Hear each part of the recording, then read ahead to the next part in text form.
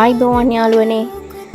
අද ජූලි මාසේ 21 වෙනිදා. අද ඉස්කෝල ඉවර වෙලා බස් එකෙන් බැහැලා අපේ ගෙදරට එන්න හරියටම කිලෝමීටරයක් තියෙනවා. ඒ කිලෝමීටරය අදාවේ පයින්. හරිම මහන්සි.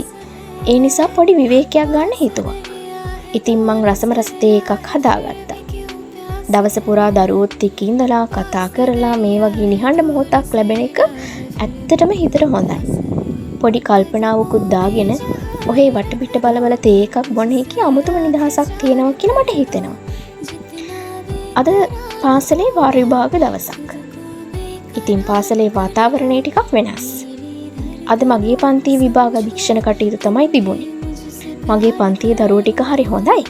වෙනස් දක්ෂතා තමයි ඔවුන්ට තියෙන්නේ.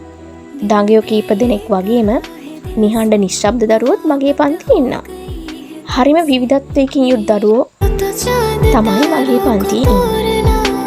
ඉතින් මේ වාරේ ඉවර වුණාම තව එක වාරයක් විතරයි මාත් එක්ක එයාලා ඉන්නේ. ඒක මතක් වෙද්දී නම් හිතට ටිකක් දුකකුත් එනවා. ඉතින් ඒක තමයි ස්වභාවය. ඉතින් අද සමහර දරුවන්ට විශ්වාසයක් තිබුණා. සම්පූර්ණ පැය දෙකම අරගෙන පිළිතුරු ලිව්වා. තවත් සමහර දරුවෝ සම්පූර්ණ වෙලාවෙන් බොහෝ පොඩි වෙලාවකින් පිළිතුරු ලියන අවසන් කරා. තවත් සමහරු ටිකක් බය වෙලා වගේ හිටියා. තවත් සමහර දරුවෝ මිස් මට මේක අමාරුයි කියලා තමයි කිව්වේ. ඉතින් එහෙම තමයි. දරුවෝගේ කැපැසිටි වෙනස්. එයාලගේ කැපැසිටි එක ඇතුලේ දක්ෂයෝ. මම හැම විභාග කාලෙකම දරුවන්ගේ මූණ බලද්දී එක දෙයක් දකිනවා.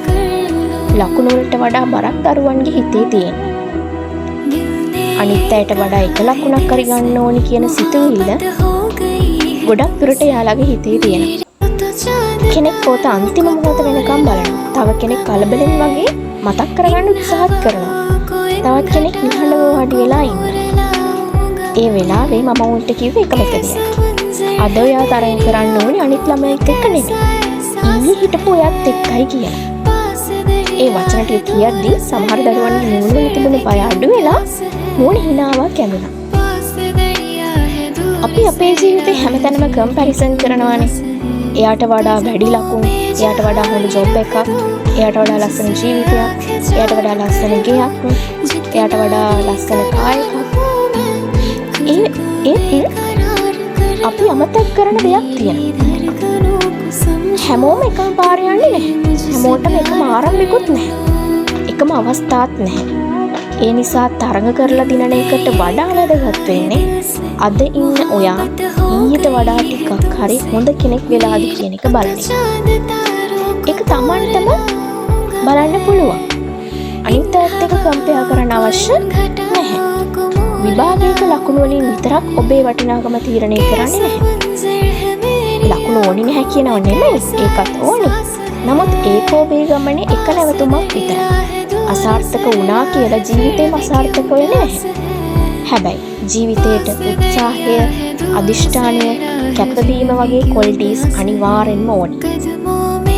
එතකොට ජීවිතේ දිනන්න හරි ලේසි. අද ගෙදර ඇවිත් මේ තේක බොන අතරේ මට හිතුනේ අපි ලොකු අය වෙලත් සමහර වෙලාවට අපිවත් තව කෙනෙක් එක්ක කම්පෙයාර් කරනවා. ඒ නිසා අද මටත් මතක් කරගත දෙයක් තියෙනවා. පියවර පොඩි වුණත් ඉස්සරහට යනවා නම් ඒක ප්‍රමාණවත්.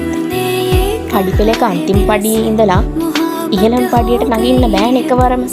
හිමින් තමයි පඩිය නගින්න ඕනේ. එකින් එක නැග්ගොත් තමයි තුවාලයක් හෝ කරදරයක් වෙන්නේ නැතුව ඉහළම පඩියට අපිට නගින්න පුළුවන් වෙන්නේ. වේගයෙන් යන කෙනා නෙමෙයි, නවතින්නේ නැති කෙනා තමයි අන්තිමටම දුර යන්නේ. ඉතින් අද මේ වීඩියෝ එක බලන දරුවෙක් නම් විභාගයේ කොහොම ලිව්වත් තමන්ගේ හීන අත්තර ගන්න එපා. අද මේ වීඩියෝ බලන්නේ දෙමාපියෙක් නම් ඔබේ දරුවාගේ ලකුණු වලට වඩා එයාගේ පුංචි උත්සාහය අගය කරන්න. අද මේ වීඩියෝ බලන්නේ තවත් ගුරුවරයෙක් නම් ඔබේ එක වචනයකින් දරුවෙකුගේ ජීවිතය වෙනස් කරන්න පුළුවන්. ඉතින් අද දවසත් ගෙවිලා ගිහින් තියෙන්නේ. දැන් වෙලාව 4ටත් කිට්ටුයි. හෙට තවත් අලුත් දවසක්. ඒකත් ඉවර වෙනවා. ඒත් හොඳ බලාපොරොත්තුවක් නම් කවදාවත් ඉවරට වෙන්න දෙන්න නම් එපා. අද වීඩියෝ එක මෙතනින් අවසන් කරමු. ඔයාලා අද දවසේ ඉගෙන ගත්ත එක දෙයක් හෝ තියෙනවා නම් ඒක කමෙන්ට් සෙක්ෂන් එකේ ලියන්න. එහෙනම් පරිස්සමින් ඉන්න. නැවතත් අලුත් වීඩියෝ එකකින් හමු වෙමුකෝ. මුතු සරණයි.